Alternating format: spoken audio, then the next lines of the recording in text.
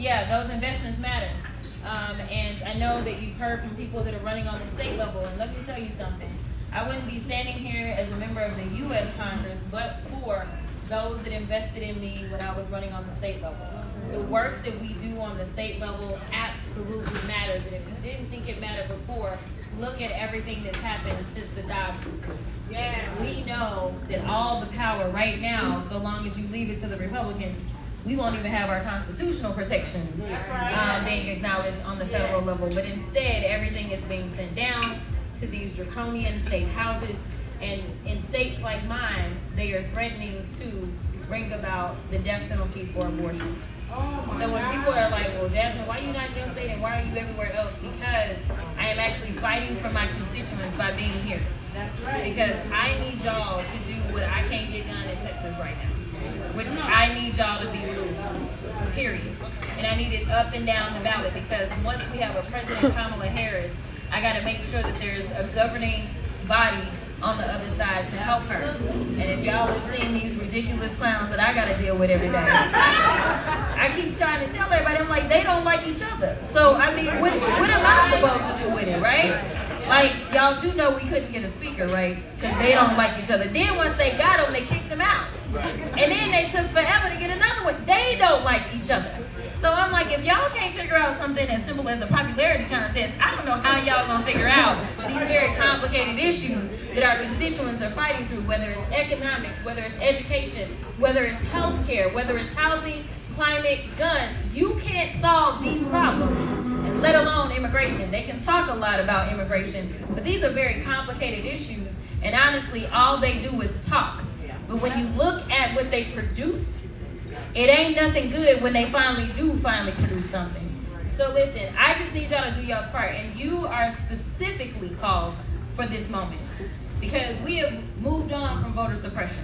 I think some are still trying to do voter suppression. I ain't gonna say it's just completely gone. But voter subversion is the name of the game now. And so now it's about protecting the vote. It's not just about getting the vote out and making sure it's there, because they are going to try to take our votes.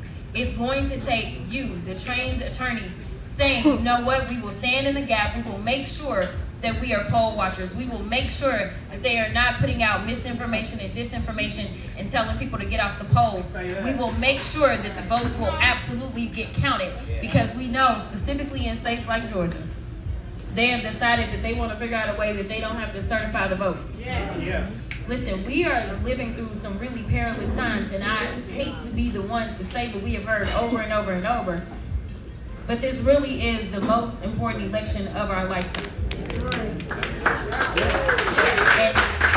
And the reason that y'all are my last stop before I head to the airport, but you are definitely possibly the most important stop, is because we are the talented 10.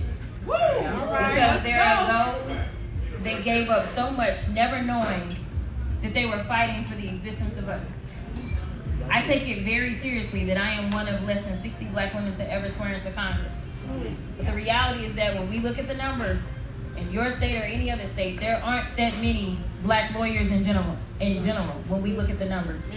We know that there's less than 10% of the legal community that looks like us. But we have to rise to the occasion.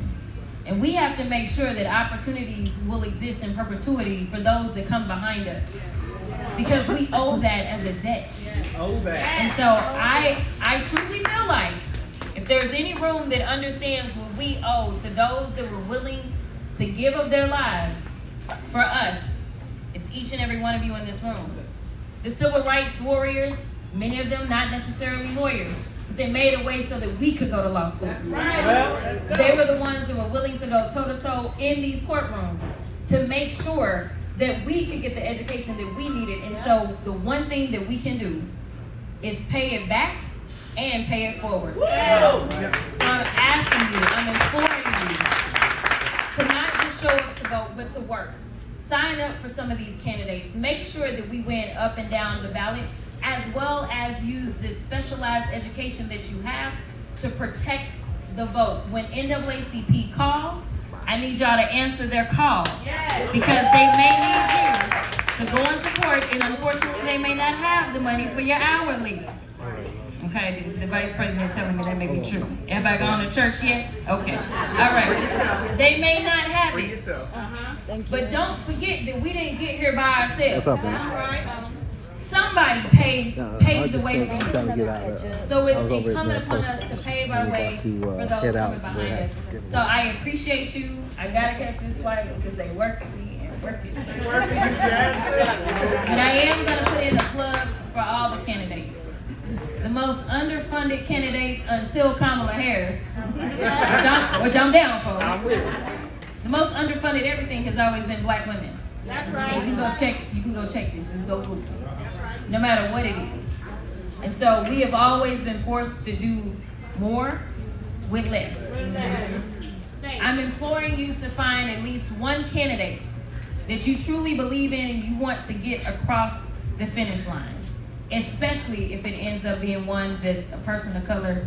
And you know, I personally love my black women. I love my black men too though. I love everybody.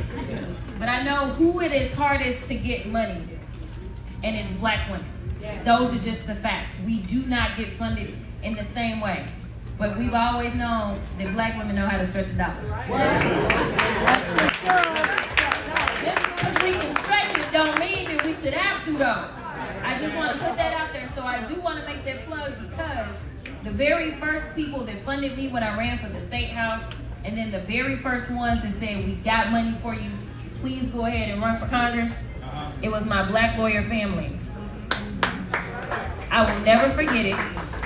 And I always call them every time we got something at the White House. Y'all want to put out? I'm just saying. But please, please, please take care of your elected officials. Make sure you're going out and talk to somebody that you would never talk to. Get out of your circles. Get out of your comfort zone. Because whoever becomes the next president and vice president of the United States will affect all of us. That's right. Your friends and your enemies. That's right. It will affect all of us. So you need to talk to somebody you would never talk to. This election is going to be a fight to the bitter end. So I need you to stretch yourselves and do more than you've ever done in any election.